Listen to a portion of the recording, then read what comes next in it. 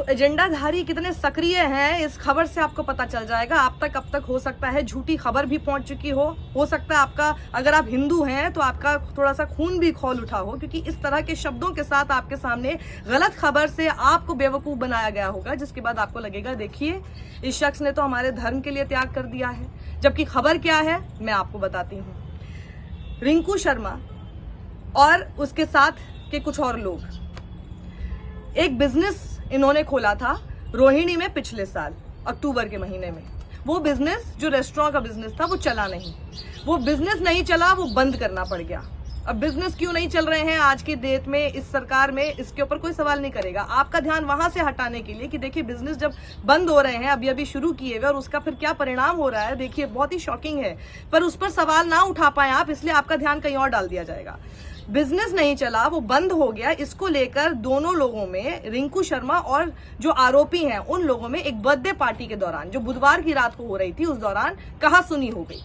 और पुलिस कहती है कि ये कहासुनी इनके बीच पहली बार नहीं हुई थी, ये पहले भी होती आ रही थी इनके बीच में इसी बात को लेकर कहासुनी, क्योंकि दोनों ही पक्ष एक दूसरे को ब्लेम करते थे, एक दूसरे के ऊपर आरोप डालते थे बिजनेस खराब होने की वजह से। इस बार जो है मामला थोड़ा और आगे बढ़ गया और दोनों के बीच में इतनी ज्यादा कहासुनी हो गई कि एक दूसरे को इन्होंने थप्पड़ मारा वहां पर और एक दूसरे को धमकी देकर वहां से चले गए। वहां से फिर वो रिंकू शर्मा के घर आए और पुलिस ये बताती है कि जब रिंकू शर्मा के घर वो पहुंचे तो रिंकू शर्मा अपने बड़े भाई के साथ अपने घर के बाहर दोनों के दोनों हाथ में डंडे लेकर, हाथ में लाठियां लेकर खड़े हुए थे। इन दोनों के बीच में आपस में लड़ाई शुरू हो गई और जो आरोपी है उसने रिंकू शर्मा को चाकू मार दिया। ये इतना विभत्स क्राइम देश की राजधानी दिल्ली में हुआ। हमारे लॉ एंड ऑर्डर की सिचुएशन क्या है उसके ऊपर ध्यान कोई नहीं लेके जा रहा, उस पर आपसे सवाल कोई नहीं कर रहा। लेकिन क्या आपके मन में डाला जा रहा है वो अभी मैं आपको बताऊंगी। जैसे ही आपको आरोपियों के नाम पता चल जाएंगे आपको पता चल जाएगा कि क्या हमारे सामने परोसा जा रहा था या फिर क्या इन्होंने किया होगा। आरोपी के नाम सुन लीजिए आप, जाहिद, मेहताब, दानिश और इस्लाम। ये चारों के चारों मुसलमान हैं। आपस में बातचीत, आपस में कहासुनी बिजनेस को लेकर हुई। क्राइम जो इन्होंने किया वो भी बिजनेस की वजह से किया। इन लोगों को अगले ही दिन पुलिस ने पकड़ भी लिया, गिरफ्तार कर लिया और अब इनके ऊपर जो वैलिड सेक्शंस हैं, धाराएं हैं, वो लगाकर कानूनी कार्रवाई की जा रही है और जो भी इनको कानून के दायरे में रहते हुए सजा होनी चाहिए वो इनको मिलेगी। अब वीएचपी ने एक नया एंगल डाला जिसको मीडिया तक आपके सामने उस तरह से परोसने लग गया। वीएचपी ने एंगल डाला कि राम मंदिर के लिए चंदा इकट्ठा कर रहा था रिंकू शर्मा, इसलिए उसके साथ ऐसा हुआ। जबकि पुलिस इस बात को, इस एंगल को कंप्लीटली डिनाई कर रही है, मना कर रही है, इनकार कर रही है। अपने तरफ से जो पुलिस अधिकारी बोल रहे हैं वो भी इस बात का खंडन कर रहे हैं और साथ ही ट्विटर हैंडल पर खुद इन्होंने लिखा है, क्योंकि वारदात मंगोलपुरी में हुई थी आउटर दिल्ली में, तो ट्विटर हैंडल पर खुद दिल्ली पुलिस ने ये लिखा है कि जो बात हम आपको बता रहे हैं कि आपस में इनका क्या विवाद था उसी पर हमारी तफ्तीश आगे चल रही है, क्योंकि वही मामला है। इसके अलावा जो भी बातें आपके सामने आ रही है वो कंप्लीटली निराधार, अनवेरिफाइड है और उसका कोई आधार है ही नहीं।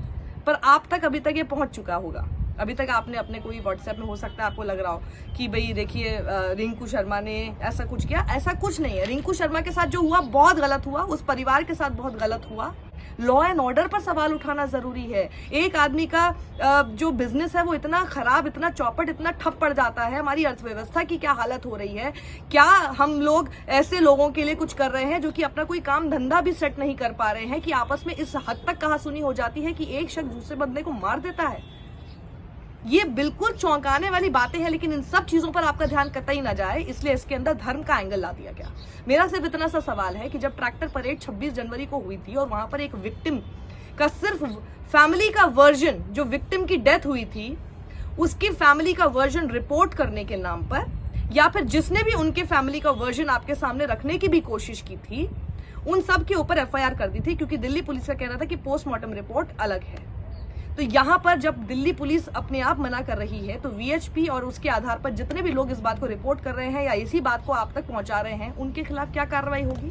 फेक न्यूज, बहुत ज्यादा मिस इन्फॉर्मेशन का पूरा प्लेटफॉर्म आजकल सोशल मीडिया हो गया है। हमारे देश के कानून और आईटी मंत्री जो है वो इस बात को लेकर बहुत परेशान है और पार्लियामेंट में बोलते हैं। अपने लोग जो फैला रहे हैं उसके बारे में आप क्या बोलेंगे। जो सारी फेक न्यूज इस एक तरफ से आ रही है, इनके खिलाफ कोई एक्शन क्यों नहीं होता है, क्यों नहीं होगा।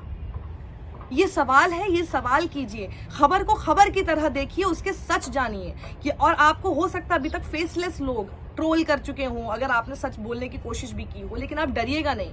ये यही कोशिश और यही करना चाहते हैं कि आप सच बोलने से घबराने लगे इस डर के मारे कि मुझे न जाने क्या क्या बोला जाएगा, मेरे धर्म पर वार किया जाएगा, या फिर मुझे बोला जाएगा कि तुम हिंदू होने के नाम पर कलंक हो। क्यों? क्योंकि तुम सच का साथ दे रहे हो।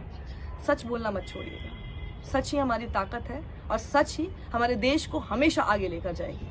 सच को कभी नहीं छोड़ना, सच का दामन हमेशा थामे रहना है। सत्यमेव जयते।